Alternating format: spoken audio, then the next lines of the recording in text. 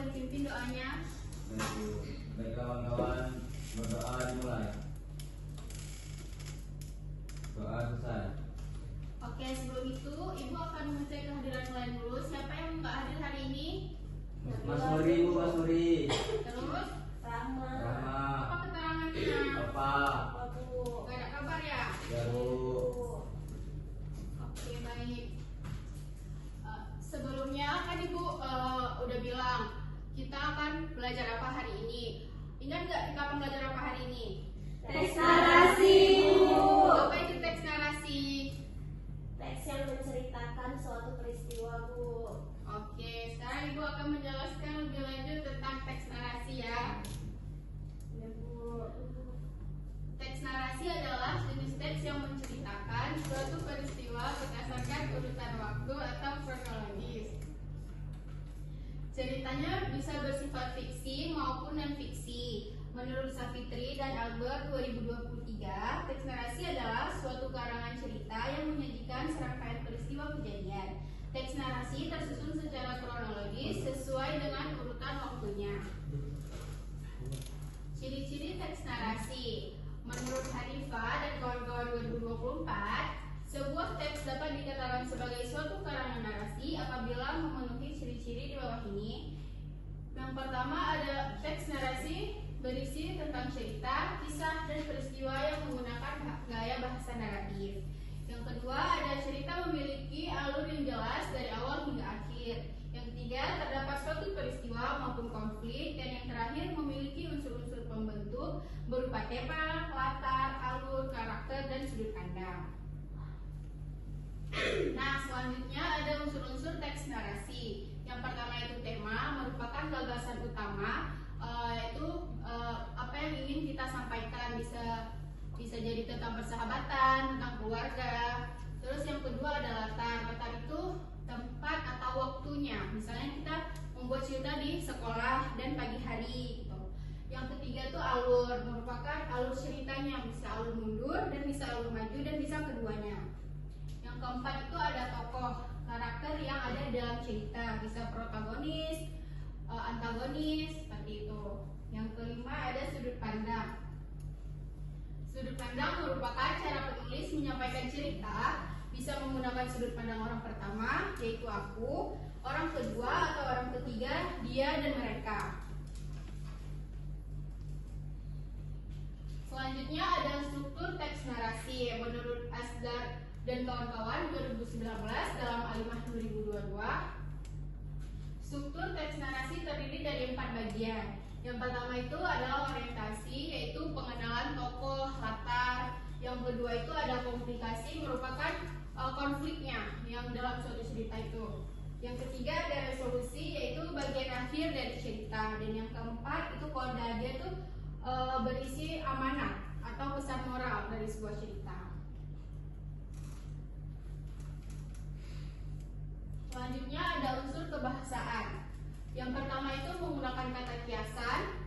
Yang kedua itu menggunakan kata kerja transitif dan intransitif. Yang ketiga menggunakan kata benda, sifat, frasa atau glosa. Dan yang terakhir menggunakan kata penghubung, penanda, urutan waktu.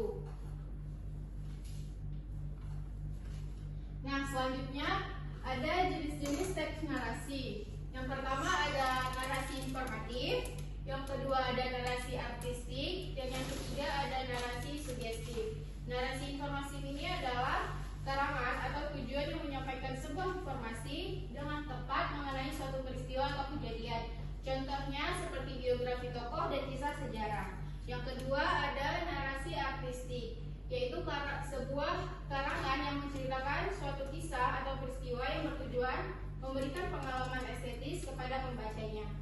Contohnya seperti dongeng, cerpen, dan lain-lain. Dan terakhir ada narasi sugestif, yaitu sebuah peristiwa atau kisah dengan maksud terselubung kepada para pembaca atau pendengarnya.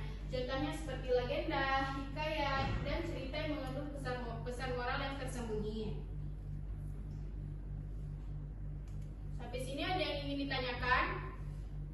Tidak, Ibu. Sudah paham? Sudah. Baik, kalau sudah paham, Ibu ada satu cerita nih tentang legenda batu menangis. Siapa yang ingin membacakannya ke depan?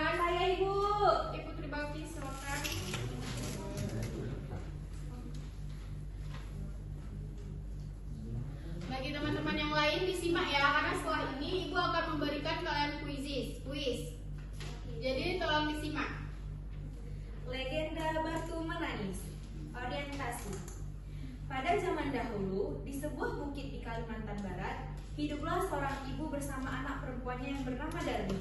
Ayah Darmi telah meninggal dunia, sehingga ibu harus bekerja keras seorang diri untuk memenuhi kebutuhan hidup mereka. Setiap hari, ibu pergi ke kebun, menanam dan menjual sayur ke pasar demi membesarkan Darmi. Darmi tumbuh menjadi gadis yang sangat cantik. Ia memiliki kulit kuning langsat dan rambut panjang yang indah. Karena terlalu sayang kepada anaknya, ibu selalu menuruti semua keinginan Darmi. Komplikasi. Seiring bertambah usia, Darmi menjadi anak yang manja dan sombong. Ia tidak pernah membantu ibunya bekerja. Setiap hari, ia hanya sibuk berdandan dan mengagumi kecantikannya sendiri.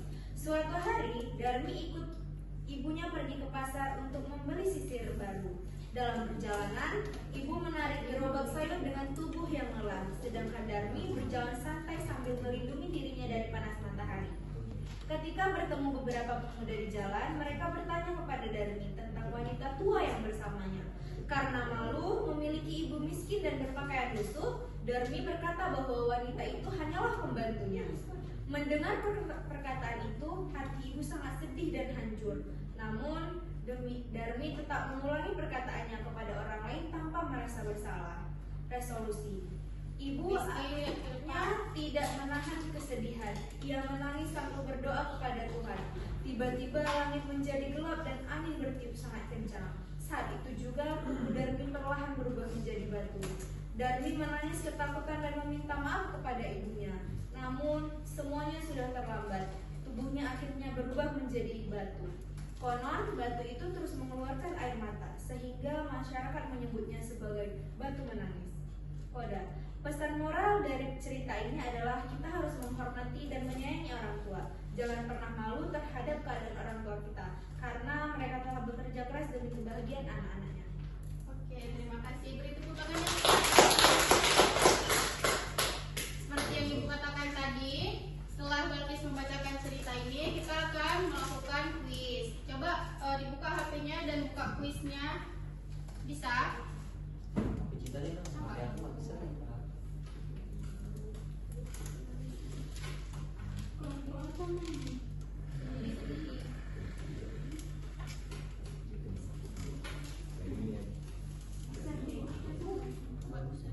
Coba udah tunggu dimasukkan kode tuh. Satunya bukan.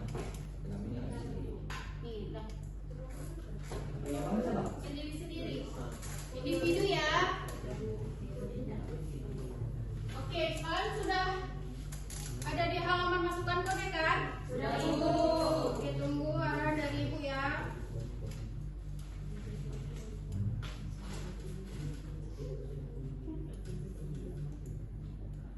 Rizky, jangan bicara. Ibu boleh izin kamar mandi? Boleh. Mana sih?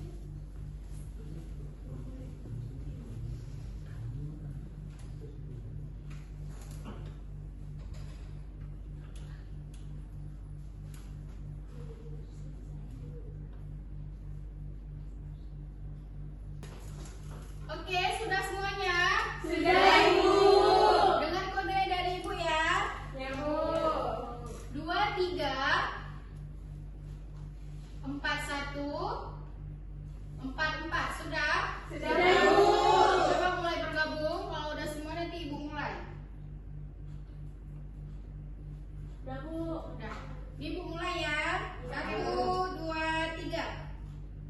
Jawab ya, cepat tuh. Tempat kalian nampak nggak peringkat-peringkatnya? Enggak, Bu.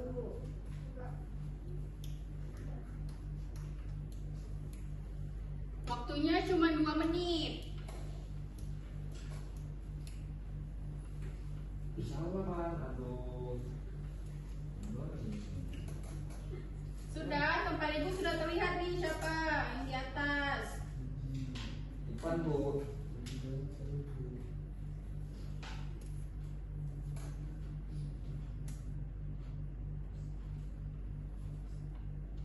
Sudah kan? Sudah, Ibu. Terlihat nggak? Nggak terlihat ya tempat kalian?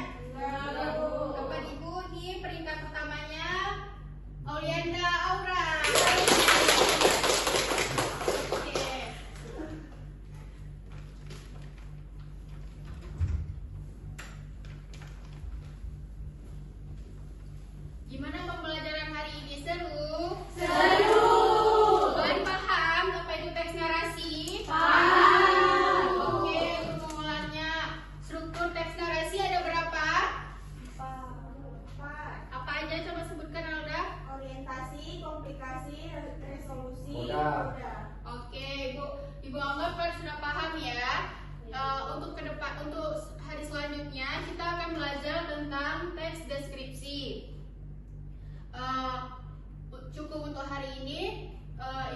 kiri